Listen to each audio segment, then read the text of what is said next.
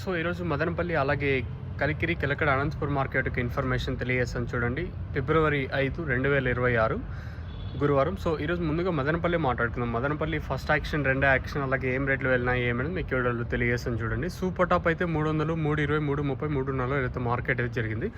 మదనపల్లి తప్పించి రిమైన్ మార్కెట్లు స్లోగా జరిగాయి. అయితే కలికిరి కానివ్వండి, అలాగే అనంతపురం మార్కెట్ కానీ మదనపల్లి ఈరోజు దిగుమతి చాలా వరకు తగ్గింది. సో అందుకు వేలంపాట్లు కొంచెం అటు ఇటుగా అంటే ఒక 50 ఇంకా 60 రూపాయలు కొంచెం అటు ఇటుగా ఫాస్ట్గా జరిగింది మార్కెట్ వచ్చేసి.